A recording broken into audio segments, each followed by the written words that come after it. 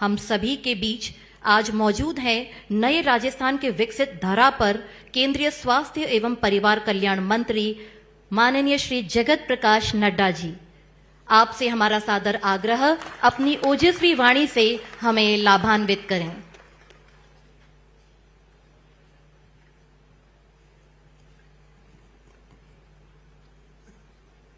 राजस्थान के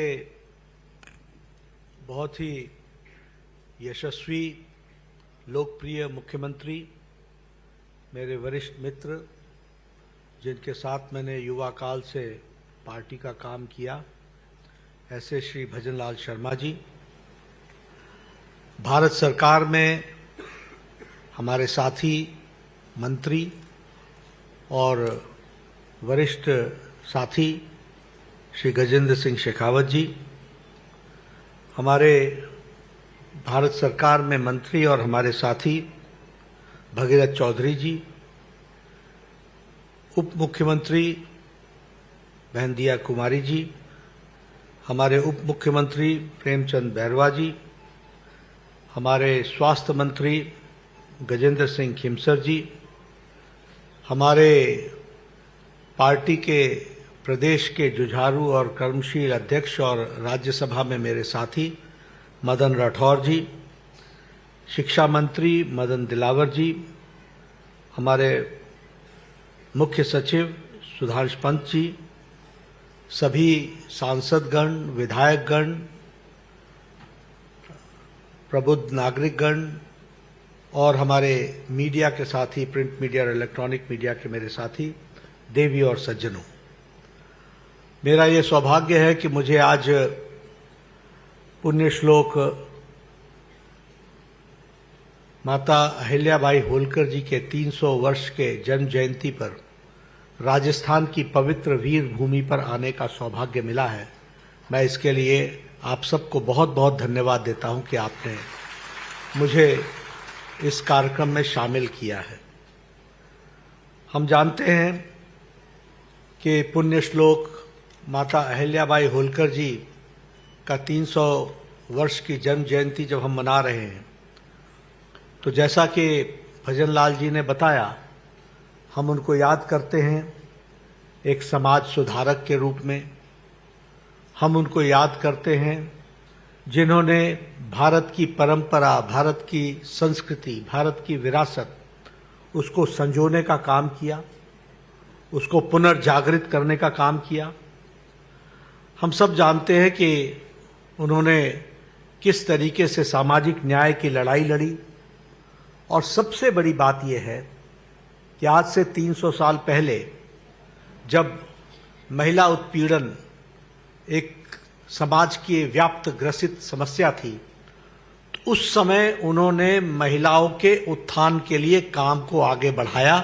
यह जीवन का उनका सबसे बड़ा लक्ष्य बना। इसको भी हमको ध्यान में रखना चाहिए।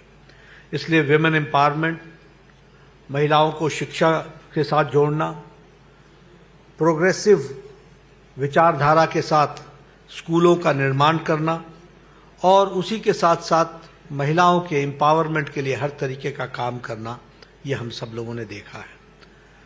आज अगर हम देखें तो आप कल्पना कर सकते हैं कि 300 साल पहले जिस तरीके से समाज की अवस्था थी, जिसमें आंतरिक कलह भी थी, बाहर का अटैक भी था, आक्रमण भी था, और आर्थिक दृष्टि से हम टूटे हुए थे।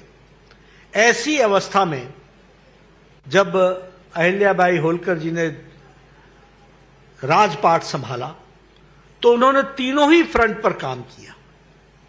आंतरिक कलह को समाप्त किया, किसानों को सुदृढ़ बनाया, व्यापार को आगे बढ़ाया और बाहरी खतरों से प्रदेश को, देश को बचाने का काम किया, राज्य को बचाने का काम किया। यह हम सब ने देखा।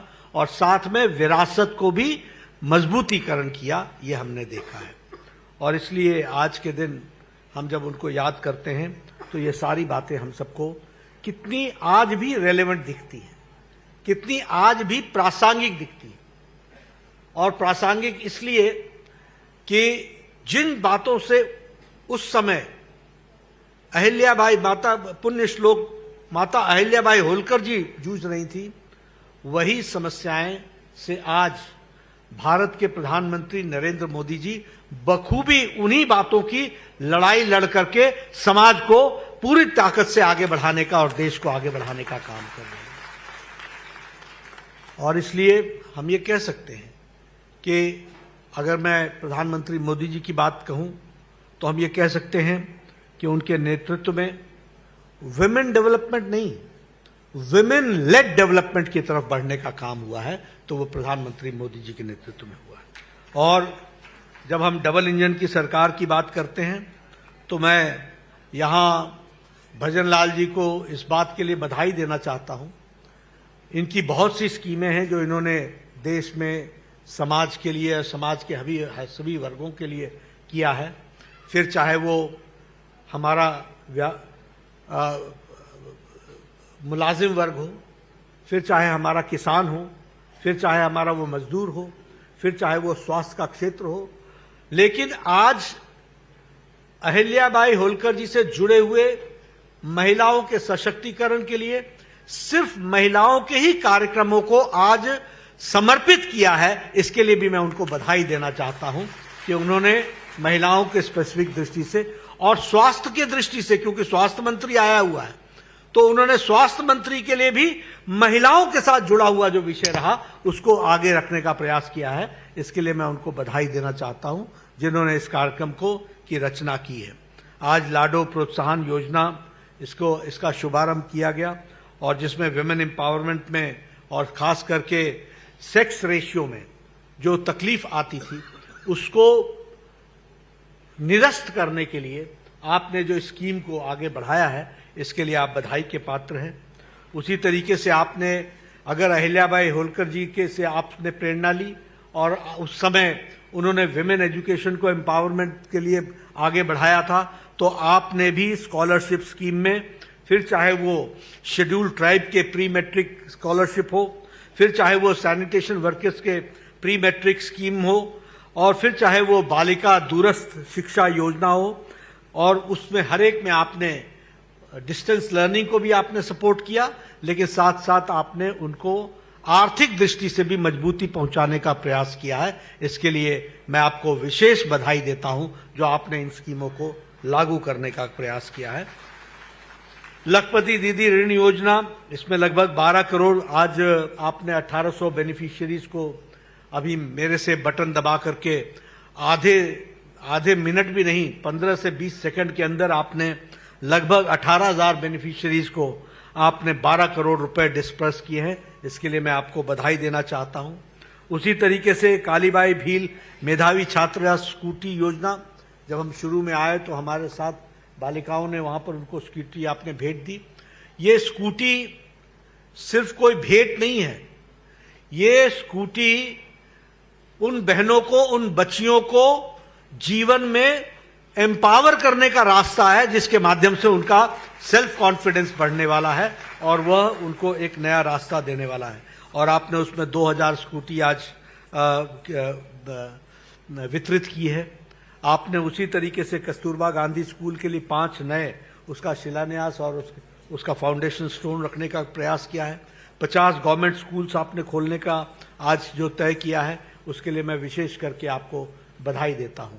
लेकिन सबसे बड़ी बधाई आपको इसलिए देता हूं क्योंकि आपने मां, जो मदर्स एब्सोल्यूट अफेक्शन है, उस कार्यक्रम को जो आपने कार्य रूप दिया है, जिसमें आप गर्भ की पाठशाला, यानी प्रेग्नेंट मदर जिस समय वह गर्भावती होती है उस समय से लेकर के बच्चे के पैदा होने तक और उसके टीकाकरण तक आपने जो उसको लाइफ साइकिल अप्रोच में आपने उनकी जागृति लाने के लिए जो आपने कार्यक्रम लिया है, ये बहुत बड़ा कार्यक्रम है जो देश और समाज को परिवर्तित करेगा और इसके लिए मैं आपको बधाई देना चाहता हूं। उसी तरीके से आपने नारी चेतना अभियान, स्वस्थ नारी चेतना अभियान, इसमें जो आपने अवेयरनेस लाने का प्रयास किया है और उसके लिए भी मैं आपको बधाई देता हूं।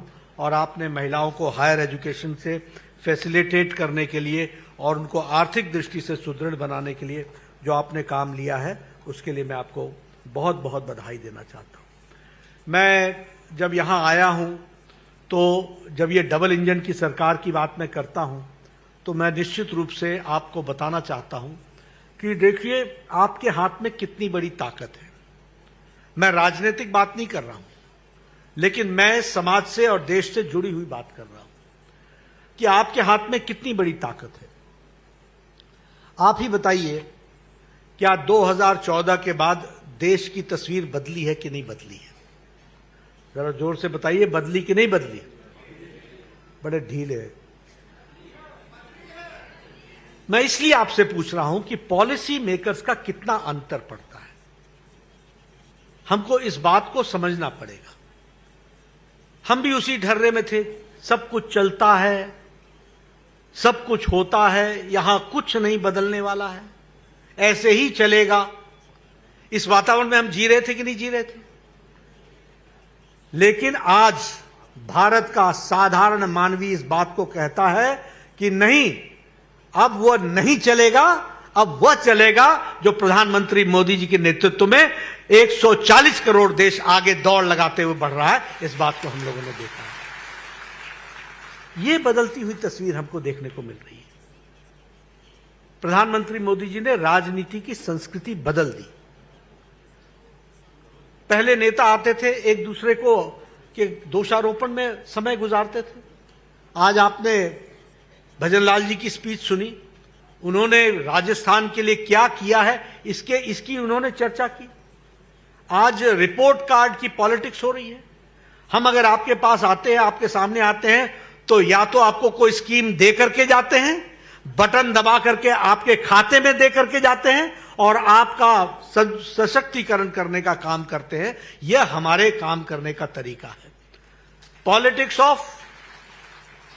Of accountability, politics of performance, politics of development, politics of responsible government, responsive government, ये हमारे काम करने का तरीका है। और यह मोदी जी ने इस संस्कृति को पैदा किया है और रिपोर्ट कार्ड की संस्कृति जोड़ी है कि जिस जनता ने चुना है उस जनता को अपना रिपोर्ट कार्ड दिखाओ कि क्या तुमने काम किया, उसको आगे जाकर के बताने का काम किया। और इसीलिए नीति निर्धारकों का बहुत बड़ा फर्क असर पड़ता है, यह हमको समझ लेना चाहिए। मैं बहुत सी बातें कर सकता हूं, लेकिन आज सिर्फ आपसे अगर मैं स्वास्थ्य की बात करूं तो हमारी स्वास्थ्य की नीति थी 1997 में। वो स्वास्थ्य की नीति थी कि बीमार पड़ो और इसका इलाज करो, यानी क्यूरेटिव पार्ट। लेकिन 2017 में जो हम शिक्षा स्वास्थ्य नीति लेकर के आए, हमारे यहां मुख्य सचिव जी बैठे हैं, वो मेरे स्वास्थ्य के सचिव भी रहे हैं। 2017 में जो हम पॉलिसी लेकर के आए वो होलिस्टिक पॉलिसी थी। होलिस्टिक मतलब इंक्लूसिव पॉलिसी, प्रिवेंटिव। भाई बीमार पड़े क्यों, बीमारी से रोको। हेल्थ साधारण क्यों रहे, अच्छी हेल्थ रहे, प्रमोशन करो। और फिर उसके बाद कोई बीमार पड़ जाए तो उसका क्योर करो। और क्योर ही नहीं करो, अगर उसकी कोई तकलीफ है तो उसको रिहैबिलिटेट करो। और उतने पर ही न रुको, अगर किसी का इलाज से सिर्फ उसकी जीवन आगे बढ़ सकता है तो पैलेटिव अप्रोच भी लो। और बुजुर्गों के लिए अलग तरीके के इलाज की व्यवस्था करो। इस तरीके से होलिस्टिक अप्रोच 2017 में प्रधानमंत्री मोदी जी ने डेवलप की। दूसरी बात जो नीति निर्धारकों को ध्यान में रखना चाहिए, नीति निर्धारक की दृष्टि से आपको ध्यान में रखना चाहिए कि हम लोगों ने कैसी पॉलिसी बनाई। ऐसी पॉलिसी बनाई जो एक्सेसिबल हो, यानी हम स्वास्थ्य सेवा संस्थान तक हम पहुंच सके, अफोर्डेबल हो, हम वो इलाज ले सके, कर सके, और वह इलाज कराने के साथ साथ उसका हर तरीके से संपूर्ण चिंता की जा सके, इस बात की व्यवस्था की जाए। ये हमारी पॉलिसी में जोड़ा गया। और इसीलिए आज मैं आपको बताना चाहता हूं कि इस दृष्टि से लगभग 1,77,000 आयुष्मान आरोग्य मंदिर बनाए गए, जो हर 2 पंचायत पर, 2.5 पंचायत पर एक आयुष्मान आरोग्य मंदिर बना है। और आपको जान करके आश्चर्य भी होगा लेकिन खुशी भी होगी कि हम लोगों ने हर व्यक्ति का 30 साल की उम्र में तय किया है, हर व्यक्ति का महिला का सर्विक्स कैंसर का टेस्ट होगा, स्क्रीन होगा, उसका ब्रेस्ट कैंसर का स्क्रीन होगा, और महिला और पुरुष दोनों का ओरल कैंसर की स्क्रीनिंग होगी। और उसी तरीके से हर व्यक्ति का हाइपरटेंशन, डायबिटीज, इन दोनों का, डेंटल केयर, मेंटल केयर, इस सारी की सारी चीजों का स्क्रीनिंग होगा, ताकि हमको 30 साल की उम्र में पता चल जाए कि यह व्यक्ति आगे चल करके डायबिटीज के कारण इसको मधु रोग होगा, और उसके चलते इसकी रेनल फेलियर भी हो सकता है, आंखें भी जा सकती हैं, किडनी भी डैमेज हो सकता है, इसकी उसको जानकारी मिल जाएगी। अगर वो हाइपरटेंसिव होगा तो उसकी हार्ट की समस्या बन सकती है, इसलिए उसका इलाज 30 साल की उम्र में शुरू कर देंगे तो वह आगे चल करके गंभीर बीमारी से बच सकेगा। और मैं आपके सामने बताना चाहता हूं कि ओरल कैंसर में अभी हम 29 करोड़ 35 लाख लोगों का स्क्रीनिंग कर चुके हैं, और जिसमें से 1 करोड़ 58 लाख लोग ओरल कैंसर के ग्रसित पाए गए, जिनका इलाज शुरू हो गया है। उसी तरीके से ब्रेस्ट कैंसर में 15 करोड़ 61 लाख महिलाओं का स्क्रीनिंग हो चुकी है, जिसमें से 58,000 महिलाओं को ब्रेस्ट कैंसर पाया गया और उनका इलाज शुरू हो गया है। सर्विक्स कैंसर में 9 करोड़ 50 लाख बहनों का स्क्रीनिंग हो चुकी है। ये ऐसे नहीं है जो बीमार हुए तब आए, नहीं, वो स्वस्थ थे, लेकिन उनकी स्क्रीनिंग में पता चला कि इनको सर्विक्स कैंसर हो सकता है, और उसमें 58,000 लोगों का ट्रीटमेंट शुरू हुआ। इस तरीके से हमने प्रिवेंटिव पार्ट को आगे बढ़ाने का कोशिश शुरू किया। डायबिटीज में 35 करोड़ लोगों की स्क्रीनिंग हुई है, और 2 करोड़ 57 लाख लोग पाए गए हैं जो डायबिटीज के मरीज हैं। उसी तरीके से हाइपरटेंशन में 35 करोड़ लोगों की स्क्रीनिंग हो चुकी है, जिसमें 4 करोड़ 28 लाख लोग हाइपरटेंशन के मरीज बताए गए हैं। अब आप बताइए, ये 10 साल में बदलता भारत है कि नहीं? कभी सोचा था कि आपको घर से बुला करके ये स्क्रीनिंग करा करके, और इस तरीके से हम स्वास्थ्य के दृष्टि से उन लोगों को जो जीवन में आगे जाकर खतरे की घंटी पर बैठे थे, उनका इलाज शुरू कर दिया? तो यह हमको ध्यान में रखना चाहिए कि नीति निर्धारक बहुत बहुत महत्वपूर्ण होता है, उसको हमको समझना चाहिए। इसलिए नीति निर्धारक कौन हो, वह आपको ध्यान में रहना चाहिए। यह भजन लाल शर्मा जी को बैठाना मुख्यमंत्री के पद पर यह विषय नहीं है। विषय यह है कि इस विचारधारा के एक सिपाही को बैठाना, जो दिन रात एक करके उनकी टीम पूरी ताकत से मोदी जी के नेतृत्व में राजस्थान की सेवा कर रही है, इस बात को हमको समझ लेना जरूरी है। आपने अन्य सरकारें भी देखी हैं, वो किस तरीके से सरकार चलाते रहे, वो भी आपने देखा है, आपको पता है उनकी सोच क्या थी। लेकिन मैं एक बात जरूर कहना चाहूंगा कि दिन और रात का अंतर हो तो कम से कम रात के बाद दिन तो पसंद आना चाहिए, इसकी तो हमको ध्यान में रखना चाहिए। और मैं कई बार बोलता हूं, उजाले का महत्व तो तभी समझ में आता है जब अंधकार की त्रासदी देखी हुई हो। और इसीलिए मैं आपसे निवेदन करूंगा कि अंधकार की त्रासदी आप देख के झेल के आए हैं, और अब आप उजाले में हैं, और इसलिए उजाले को आप संभाल के रखें, यह मैं आपसे निवेदन करना चाहता हूं। हम लोगों ने प्रधानमंत्री आयुष्मान भारत इंफ्रास्ट्रक्चर मिशन में, पीएम अभीम में हम लोगों ने लगभग 64 करोड़ रुपए खर्च करने का तैयारी की है, और उसमें से लगभग 64,000 करोड़ और 3,000 करोड़ हम राजस्थान में खर्च कर रहे हैं। कल ही खिमसर साहब, कल ही हमारी बैठक हुई है ना, कल ही वीडियो कॉन्फ्रेंस में मैंने इनके साथ बैठक की है, और मैंने कहा है कि भाई साहब, आपके लिए 3,000 करोड़ रुपए राजस्थान के स्वास्थ्य के लिए दिया है हमने, उसको आप 1 साल के अंदर आप खर्च करिए और खर्च करने वाले बनिए। आगे ये डबल इंजन की सरकार है, ये डबल इंजन की सरकार हमको समझ में आनी चाहिए। हम मोदी जी का आशीर्वाद है जिसके कारण से आज आपको ये सब मिल रहा है। देखिए कैसे फर्क पड़ता है राजनीति का। मैं हर एक छोटी छोटी बात आपके सामने इसलिए रख रहा हूं। 1960 में 50 से 60 के बीच में all India institute of medical sciences Delhi में एक बना। 1960 से लेकर के 1998 तक सिर्फ एक all India institute of medical sciences था। यह प्रधानमंत्री अटल बिहारी वाजपेयी आए जिन्होंने 6 all India institute of medical sciences बनाए, और उन्होंने आपको बिना आपसे मांगे हुए जोधपुर में भी आपको राजस्थान की धरती पर all India institute of medical sciences दिया। और प्रधानमंत्री मोदी जी ने 16 और all India institute of medical sciences खोले। आज 23 all India institute of medical sciences हैं। ये बदलते हुए भारत के स्वास्थ्य की तस्वीर है, वो हमको समझना चाहिए। आपने नहीं मांगा हमसे, लेकिन डबल इंजन की सरकार का महत्व देखो। आपने नहीं मांगा, लेकिन पिछले 10 साल में मोदी जी ने आपको 23 नए मेडिकल कॉलेज दिए, 23 न्यू मेडिकल कॉलेज। आपकी पीजी की सीट देश भर में जो 51,000 थी, वो बढ़ करके 1,18,000 हो गई है। पोस्ट ग्रेजुएट की सीट जो 31,000 थी, वो 74,000 हो गई है। और फिर भी हम चैन से बैठ नहीं रहे हैं। हमने 5 साल के अंदर 75,000 नए पीजी सीट्स देनी है, नए यूजी और पीजी सीट्स देनी है, यानी हम मेडिकल कॉलेज को बनाने वाले हैं। आपने कभी सोचा था कि बाड़मेर में मेडिकल कॉलेज खुलेगा? कभी किसी नेता ने हिम्मत की थी मांग करने की? आपने कभी सोचा था कि भरतपुर में मेडिकल कॉलेज खुलेगा? आपने कभी सोचा था कि भीलवाड़ा में मेडिकल कॉलेज खुलेगा? आपने कभी सोचा था कि डूंगरपुर में मेडिकल कॉलेज खुलेगा? कभी किसी ने सोचा था कि सीकर में मेडिकल कॉलेज खुलेगा? वो हमारे एमपी साहब थे, वो आए थे, सुमेधानंद जी। उन्होंने कहा एक बिल्डिंग हमारे पास है, आप अगर मेडिकल कॉलेज खोल देंगे।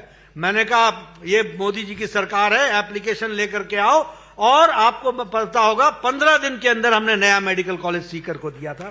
ये भी हमने कभी सोचा था कि बांसवाड़ा में मेडिकल कॉलेज खुलेगा, अलवर में मेडिकल कॉलेज खुलेगा, चित्तौड़गढ़ में मेडिकल कॉलेज खुलेगा, जैसलमेर में मेडिकल कॉलेज खुलेगा? आप बताइए, करौली में मेडिकल कॉलेज खुलेगा, श्री गंगानगर में मेडिकल कॉलेज खुलेगा, सिरोही में मेडिकल कॉलेज खुलेगा, बूंदी में मेडिकल कॉलेज खुलेगा, टोंक में, हनुमानगढ़ में, यहां कभी सोचा था कि मेडिकल कॉलेज खुलेगा? डिग्री कॉलेज खोलते खोलते तो उनकी सरकारों की सांस फूल जाती थी डिग्री कॉलेज खोलने में, और हमने मेडिकल कॉलेज की झड़ी लगा दी। 23 मेडिकल कॉलेज खोल करके दिए हैं, ये आपको ध्यान में रहना चाहिए। इसलिए आपको हमने एग्जिस्टिंग मेडिकल कॉलेज में 4 सुपर स्पेशलिटी ब्लॉक्स दिए, 200 करोड़ रुपए के, बीकानेर में, उदयपुर में, कोटा में, जयपुर में, और 200 करोड़ रुपए खर्च किए। और इतना ही नहीं, जो चल रहे मेडिकल कॉलेज हैं उसमें हमने अंडर ग्रेजुएट की 750 सीटें दी हैं, और पोस्ट ग्रेजुएट में 1,467 सीटें दी हैं। तो इस तरीके से हम लोगों ने कोशिश की है कि मेडिकल के एजुकेशन की दृष्टि से हमने एक प्रयास किया है। मैं यहां आपके साथ एक बात और कह देना चाहता हूं। प्रधानमंत्री मोदी जी लगातार तीसरी बार प्रधानमंत्री बने हैं। जब पहली बार बने थे तो उस समय मैं वर्ल्ड हेल्थ असेंबली के चेयरपर्सन भारत को मिला था, तो वो चेयर करने का मौका हमको मिला था। उस समय हम कहते थे यूनिवर्सल हेल्थ केयर, यानी हम हेल्थ की एश्योरेंस करेंगे, हम सबको एश्योर करेंगे हेल्थ देने का। और उस समय हमको लगता था पता नहीं हम कर पाएंगे कि नहीं कर पाएंगे। लेकिन आपको जानकर खुशी होगी कि मोदी जी के नेतृत्व में दुनिया का सबसे बड़ा health assurance scheme Ayushman Bharat 63 crore लोगों को, भारत की 40% आबादी को हर साल 5 लाख रुपए का गंभीर बीमारी से लड़ने के लिए हेल्थ कवर दिया जा रहा है आयुष्मान भारत के तहत। और इस बार हम लोगों ने प्रधानमंत्री व्यय वंदन योजना के तहत कोई भी व्यक्ति जिसकी उम्र 70 साल से ऊपर की हो जाएगी, तो जिंदगी जब तक वो अंतिम सांस नहीं ले गया, किसी भी जाति का हो, किसी भी आर्थिक क्राइटेरिया का हो, गरीब हो, अमीर हो, सबको मोदी जी के तरफ से जब तक वो अंतिम सांस नहीं लेता 5 लाख रुपए का हेल्थ कवर उसको दिया जाएगा। यह कार्यक्रम हम लोगों ने लिया। यहां तो इंश्योरेंस कंपनी भी 60 साल के बाद इंश्योरेंस देना बंद कर देती है, और प्रधानमंत्री मोदी जी ने 70 साल से ऊपर के लोगों के लिए 5 लाख रुपए का हेल्थ कवर दिया है। इसलिए मित्रों, स्वास्थ्य के दृष्टि से, ये विमेन एम्पावरमेंट की दृष्टि से, हर चीज की, हर स्कीम को उठा करके आप देखेंगे उसमें महिलाओं ना 50% से ज्यादा हिस्सेदारी हुई है। और अब तो हमें खुशी है आपके साथ ये शेयर करते हुए, जब मैं अहिल्याबाई होलकर जी की जन्म शती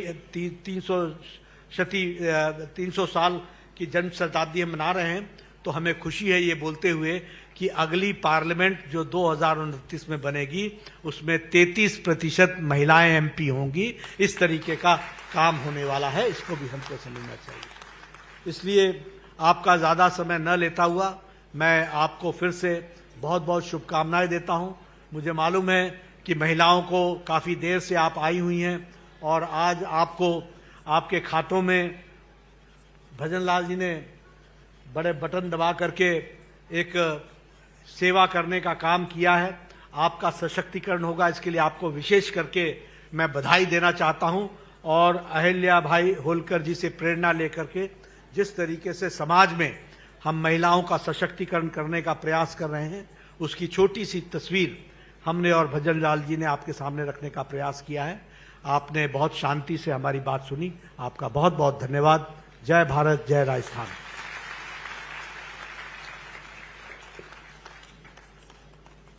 आज के इस पावन दिवस पर माननीय आपका सानिध्य और आपके विचार सदैव स्वस्थ राजस्थान और उजले राजस्थान के विकास की राह प्रशस्त करेंगे। स्वास्थ्य क्षेत्र में आपकी सौगातों और राजस्थान पधारने पर हम हृदय की गहराइयों से आपका